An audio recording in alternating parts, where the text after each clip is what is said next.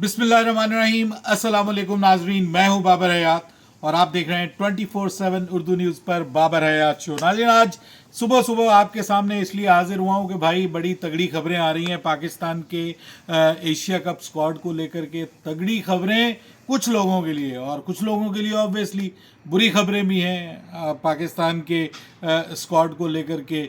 तीन कम अज कम तीन ऐसे प्लेयर्स के बारे में खबर आ रही है कि जो अनफिट हो सकते हैं, जो एशिया कप स्क्वाड से बाहर हो सकते हैं। और वो तीन प्लेयर कौन से हैं वो आपको बताऊंगा, और साथ में उनकी रिप्लेसमेंट क्या होने जा रही है, जो पॉसिबल रिप्लेसमेंट है वो क्या है। तो बाबर आजम के जो फैंस हैं वो जरा करीब करीब आ जाएं, क्योंकि उनके लिए अच्छी खबर आ रही है। बाबर आजम के हवाले से अच्छी खबर है, ये मैं आपको बता रहा हूं। उनको तैयार रहने का कह दिया गया है, ये आपको बताने जा रहा हूं आज के इस प्रोग्राम में। लेकिन आगे बढ़ने से पहले आपसे गुजारिश कि अगर आप हमारे नए व्यूअर हैं तो प्लीज़ हमारे इस चैनल को जल्दी से कर लीजिएगा सब्सक्राइब, और बेल आइकन को पुश करना मत भूलिएगा। मुझे फॉलो कीजिए इंस्टाग्राम पे @बाबर हयात शो, और हमारे पेज को फेसबुक पे लाइक कर लीजिएगा। आज सारे दिन में जो चीज़ें आई हैं हमारे यहाँ पे दिन में, तो मैंने कहा कि आपके सुबह हो गई है तो आप तक वो पहुंचा दूं, क्योंकि इससे पहले कहीं देर ना हो जाए।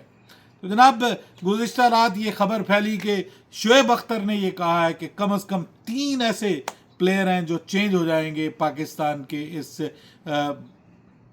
ट्राई नेशन जो स्क्वाड है पाकिस्तान का 17 रुकनी, उसमें से तीन तब्दीलियां कम से कम होंगी जब ये एशिया कप का स्क्वाड बनेगा।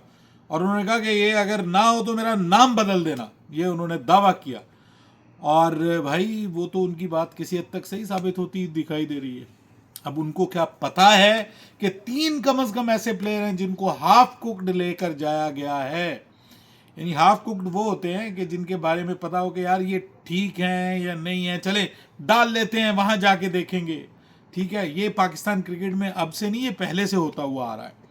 और उसमें ये बात पहले से की जा रही है कि बाबर आजम को टीम में शमूलियत के लिए सिर्फ एक इंजर्ड खिलाड़ी की जरूरत है।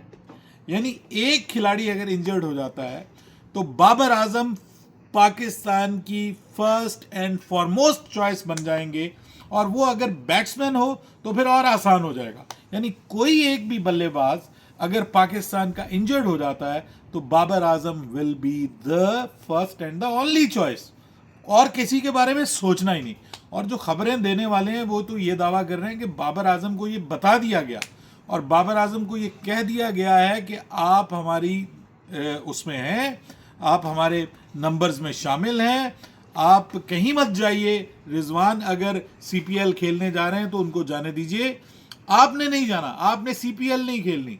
तो बाबर आजम को सीपीएल नहीं खेलने का कहा गया, और कहा गया कि आप, मतलब जिसको आप कहते हैं ना कि स्टैंड ऑफ रहिए, आप रुके रहिए, आप हमारी कॉल का इंतजार कीजिए, क्योंकि ऐन मुमकिन है कि एशिया कप में आपकी जरूरत पड़ जाए। अब बहुत से लोग तो ये कह रहे हैं कि भाई पाकिस्तान, शोएब अख्तर का जो कहना है वो कहते हैं पाकिस्तान अफगानिस्तान के सामने ठुस हो जाएगा। राशिद खान कहता है कि मैं एक भी मैच जीतने नहीं दूंगा पाकिस्तान को। 2 मैचेस हैं हमारे पाकिस्तान के साथ ट्राई नेशन में, दोनों पाकिस्तान हारेगा। अब ये तो राशिद खान ने कहा, ऊपर से हमारे शोएब अख्तर भाई कहते हैं कि 130 से ऊपर पाकिस्तान को जाने नहीं देगा अफगानिस्तान शारजा के अंदर। वैसे आपको बात बताऊं, शारजा में 130 से 140 जो है ना वो विनिंग स्कोर बन जाता है शोएब भाई। शारजा की जो पिच है ना उसके ऊपर अगर आप 130 से 140 के दरमियान स्कोर कर लें, हाँ आपने भी उसी लेवल के स्पिनर और बॉलर खिलाए हों, तो आप जीत सकते हैं। बैटिंग उनकी भी थरथराती है, ये ज़हन में रखिएगा, उनकी भी टांगें कांप जाती हैं वहां पे जब अच्छी तगड़ी बॉलिंग हो। अब मामला ये कि आपके पास क्या उस लेवल की बॉलिंग है। प्रॉब्लम वो शोएब अख्तर वाला नहीं है कि एशिया कप से पहले ट्राई नेशन सीरीज में पाकिस्तान की परफॉर्मेंस बहुत फजूल होती है, पाकिस्तान मैचेस हार जाता है अफगानिस्तान से दोनों, और एक आध मैच में अपसेट पाकिस्तान को हो जाता है खुदा ना खास्ता जो आपकी यूएई की टीम है उससे, तो पाकिस्तान की टीम ट्राई नेशन सीरीज से बाहर हो जाती है। यानी इतने बुरे हालात होते हैं। तो फिर तो तीन क्या भाई, 3 की बजाय 6 भी चेंज कर सकते हैं आप। फिर तो शोएब अख्तर साहब की ये कोई बात तो ना हुई ना, ये तो कोई बात ना हुई। फिर तो 3 की बजाय 6 चेंज कर दीजिए, क्योंकि पाकिस्तान के साथ इस तरह का बुरा सलूक अगर अफगानिस्तान के दौरे में हो जाए तो फिर तो जितनी मर्जी आप तब्दीलियां कर दें, ये मामला नहीं सर। असल कहानी क्या है उसकी तरफ आता हूँ। पाकिस्तान की टीम इस वक्त वहाँ पे गई है और ये इसीलिए वहाँ पे गए हैं कि हम वहाँ की कंडीशंस के मुताबिक अपने प्लेयर्स की फिटनेस चेक कर सकें। सर 3 प्लेयर्स ऐसे हैं कि जो हाफ कुक्ड हैं, जिनकी फिटनेस के हवाले से कंफर्म नहीं था, और आपके जो मेडिकल टीम है पाकिस्तान की, उन्होंने कहा था कि ये फिट हो जाएंगे, आप इनको ले जाइए, ये फिट हो जाएंगे। अभी पूरी तरह फिट नहीं है, लेकिन इनकी फिटनेस का इतना मसला नहीं है, ये वहाँ जाके फिट हो जाएंगे। अब इन्होंने जो चालाकी की है, जो अच्छा काम किया है, वो ये किया है कि ये वहाँ पर अपनी जो कैंप इन्होंने लगा लिया यूएई में। तो यूएई का जो कैंप है वो एक पाकिस्तान के लिए यार्ड स्टिक बन गई कि भाई यहाँ की गर्मी में, यहाँ की ह्यूमिडिटी में, यहाँ की टफ कंडीशंस में जो है वो पाकिस्तान की टीम जो है वो किस तरह की परफॉर्मेंस देती है प्रैक्टिस मैचेस में। इसीलिए प्रैक्टिस मैचेस रखे गए हैं और स्टार्ट में ही रख लिए गए हैं कि भाई अगर कोई खिलाड़ी जो है उसकी फिटनेस के ऊपर क्वेश्चन मार्क आता है तो वो उस खिलाड़ी का जो है वो कम से कम देख लिया जाए यहीं पे, और सीरीज से पहले, ट्राई नेशन सीरीज से पहले ही उसका बैकअप मंगवा लिया जाए। तो अब ये हुआ है कि वहाँ पे इसी मकसद के लिए कैंप लगाया गया था, और कैंप के स्टार्ट में ही, बिल्कुल स्टार्ट में कैंप के, ये पता चल रहा है कि 3 प्लेयर्स जो हैं उनकी फिटनेस जो है वो कंप्रोमाइज्ड है, वो उसके ऊपर क्वेश्चन मार्क्स हैं। सबसे पहला प्लेयर, इसका बाबर आजम के साथ ताल्लुक नहीं है, लेकिन मैं समझता हूँ कि ये पाकिस्तान टीम के लिए बुरी खबर है। It's a bad news for Pakistan team, specially against Afghanistan. अगर पाकिस्तान की तरफ से कोई एक प्लेयर ऐसा, जिसके बारे में रात भी मैंने बात की थी कि प्लेइंग 11 में वो होना चाहिए, और वो आपको ये मैंने बताया था कि प्लेइंग 11 में उसका होना इसलिए बनता है क्योंकि वो अपने पेस के ज़रिए अफगानिस्तान को डिस्टर्ब कर सकता है, और वो है हारिस रऊफ। हारिस रऊफ की फिटनेस के ऊपर क्वेश्चन मार्क, और उनकी फिटनेस का मसला पुराना है, साइड स्ट्रेन, और साथ में उनको प्रॉब्लम कौन सा है, साथ में उनके साथ प्रॉब्लम है हैमस्ट्रिंग का। वो लगाते हैं जोर ज़्यादा और स्पीड करने के लिए, लेकिन उनके लिए वो प्रॉब्लम बना। रीसेंट पास में आपने देखा कि वो हमें उस तरह से दिखाई नहीं दिए, उतने जिसको आप कहते हैं कि उस तरह से लिथल किस्म के, स्पीड भी उनकी कम हो गई है, 140s में आ गई, वो 150 क्रॉस करने वाला बॉलर नहीं नज़र आ रहा। अब इस सूरत में हारिस रऊफ के बारे में ख़बर यह है कि वो मुकम्मल फिट नहीं है, और यहाँ की कंडीशंस में अगर वो मुकम्मल फिट नहीं है तो भाई वो कंफर्म है कि फिर वो यूएई में नहीं खेल सकता। यहाँ की ह्यूमिडिटी में, यहाँ की टफ कंडीशन में हारिस रऊफ नहीं खेल सकता, ये मैं आपको पहले से बताऊँ। और ये पाकिस्तान के लिए अच्छी खबर नहीं है, क्योंकि शाहीन शाह अफरीदी पहले से ही कोई बहुत अच्छी फॉर्म में नहीं है। ये बंदा एक था कि चलो जिस दिन इसकी बॉल अपनी जगह पे पड़ जाए उस दिन ये मुश्किल साबित कर सकता है। एक एक्सपीरियंस भी है उसको बड़े टूर्नामेंट खेलने का, पहले ही पाकिस्तान के पास सारे यंगस्टर हैं। तो अगर उसकी फिटनेस कंप्रोमाइज्ड है तो ये पाकिस्तान की मेडिकल टीम और पाकिस्तान की जो सिलेक्शन कमेटी, दोनों का ये बुरा हाल है।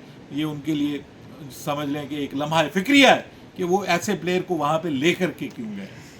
ये तरीका ठीक नहीं है। पहले से ही आपको पता होना चाहिए, आप इतने बड़े टूर्नामेंट के लिए जा रहे हैं तो आप एक ऐसे प्लेयर को साथ लेके जा रहे हैं कि जिसकी आपको कंफर्म नहीं है कि भाई वो वहाँ की कंडीशंस में परफॉर्म कर सकता है या नहीं, और 100% परफॉर्म कर सकता है। नंबर 1, इसकी जगह कौन आएगा? मुमकिन है मोहम्मद वसीम जूनियर को स्क्वाड का हिस्सा बना लिया जाए, अगर वो अच्छा परफॉर्म करता है ट्राई नेशन सीरीज में, और अगर वो अच्छा परफॉर्म नहीं करता, सलमान मिर्जा अच्छा परफॉर्म करता है, तो उसको टीम का हिस्सा बना लिया जाएगा। सो हारिस रऊफ की जगह किसी को बाहर से लाने की ज़रूरत नहीं है। हाँ, उसकी जगह अगर आप बैक पे बात करें तो जो अब्बास आफरीदी है उसकी स्क्वाड के अंदर एंट्री पॉसिबल है, but all depends upon how these player perform in the tri nation. ये जो इनके फास्ट बॉलर्स हैं। अब आ जाए दूसरा बड़ा झटका पाकिस्तान के लिए, वो है एक स्पिनर की शक्ल में, और वो पाकिस्तान का एक मिस्ट्री स्पिनर जिसको पाकिस्तान का ट्रम्प कार्ड कहा जा रहा था यहाँ पे पाकिस्तान के लिए सबसे अच्छा परफॉर्म करने की, जिससे एक्सपेक्टेशंस थी। सुफियान मुकीम, जिसको किसी टीम ने खेला नहीं है, जिसके बारे में लोग बात कर रहे थे कि अभिषेक शर्मा वर्सेस सुफियान मुकीम एक बनता हुआ दिखाई दे रहा था, आपस में टाकरा उनका जो पहले एमर्जिंग एशिया कप में बना था, तो वो दिखाई दे रहा था कि भाई एक टसल बनती हुई दिखाई दे रही है। अनफॉर्चुनेटली सुफियान मुकीम घुटने की दर्द का शिकार है, उनके घुटने में दर्द हो रही है और वो इससे पहले घुटने की सर्जरी भी करवा चुके हैं। खुदा ना खास्ता अगर वो उनकी फिटनेस मुकम्मल नहीं ठीक नहीं होती तो वो भी फिर पाकिस्तान के लिए खेलते हुए नजर नहीं आएंगे। लेकिन उनकी जगह रिप्लेसमेंट क्या होगी? फैसल अकरम who has performed wonderfully well in top and T20 और वो मुकम्मल तौर पर तैयार हैं पाकिस्तान टीम को ज्वाइन करने के लिए। ये जो ऑलमोस्ट सेमीफाइनल था उसमें भी लास्ट ओवर में उन्होंने आखिरी ओवर डिफेंड किया था पाकिस्तान के लिए और पाकिस्तान 1 रन से उनकी आखिरी ओवर की बदौलत पाकिस्तान जीता था। तो वो पाकिस्तान में टीम में वापसी कर सकते हैं। And the number 3 and the most important one, जिसकी जगह बाबर आजम की एंट्री होने जा रही है पाकिस्तान टीम में, पॉसिबल है, वो है फ़खर ज़मान। फ़खर ज़मान के बारे में ये कहा जा रहा था कि वो ठीक हो जाएंगे, हम उनको ही लेके जाएंगे, सभी ने ये कहा। हालांकि असद शफीक और अजहर अली ये दोनों इस बात पे मुत्तफिक थे कि बाबर आजम को उनकी रिप्लेसमेंट के तौर पे आप स्क्वाड में शामिल करें, अगर वो फिट नहीं होते तो आप फिर फ़खर ज़मान को रखिएगा। लेकिन कुछ लोगों की राय ये थी कि नहीं, हमें फ़खर ज़मान के साथ ही जाना चाहिए। अगर वो खुदा न खास्ता ट्राई नेशन सीरीज़ से पहले फिट नहीं होते या ट्राई नेशन सीरीज़ में भी फिट नहीं होते तो हम एशिया कप के लिए फिर बाबर आजम को तलब कर लेंगे। फ़खर ज़मान के हवाले से खबर ये आ रही है कि वो ड्यूरिंग द जो प्रैक्टिस है और वो रनिंग करते हुए नजर आ रहे हैं तो उसमें वो बहुत ज़्यादा कंफर्टेबल फील नहीं कर रहे और ख़ास तौर पे जब वो डाइव करते हैं तो उनके लिए इशू बन रहा है। और आपको पता होगा वो डाइव करते हुए ही चैंपियंस ट्रॉफी में इंजर्ड हुए थे। तो इसका मतलब ये है कि फ़खर ज़मान के ऊपर भी 100% कंफर्मेशन नहीं है। सो ये 3 प्लेयर ऐसे हैं कि जिनकी फिटनेस के ऊपर सवालिया निशान है और बाबर आजम को टीम में वापस आने के लिए एक बल्लेबाज के अनफिट होने की ज़रूरत है।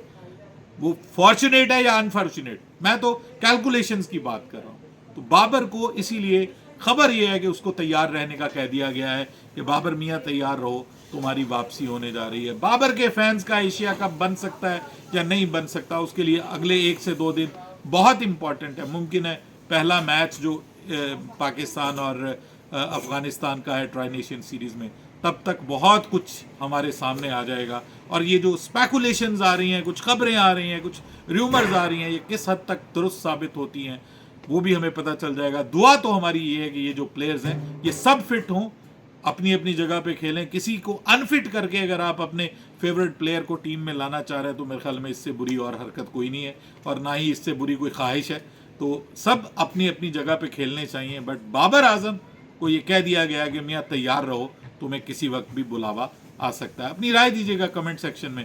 बाबर हयात को इजाज़त दीजिएगा। अल्लाह हाफिज़।